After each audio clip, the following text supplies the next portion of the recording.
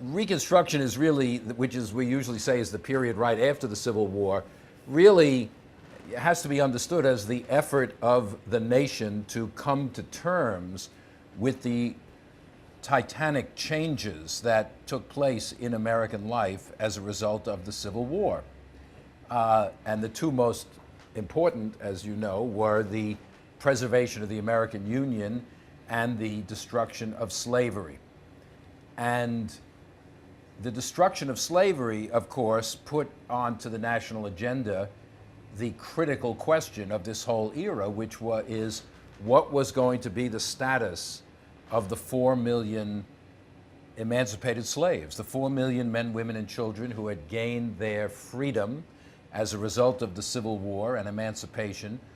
What role were they going to play in American society?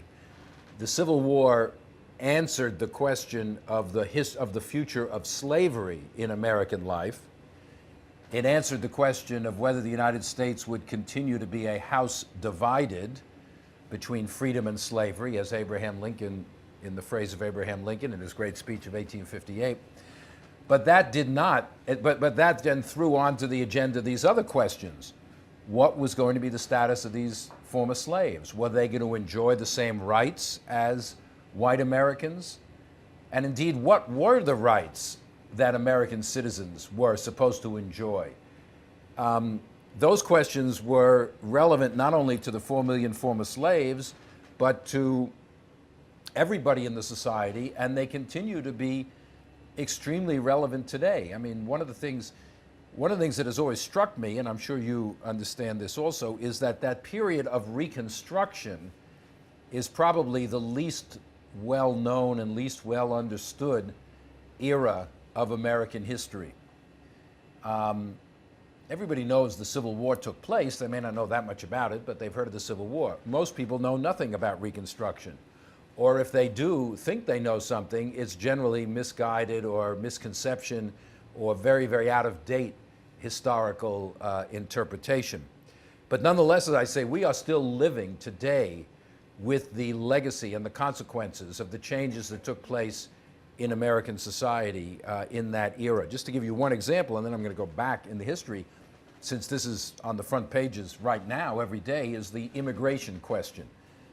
The immigration question has many, many aspects and ramifications.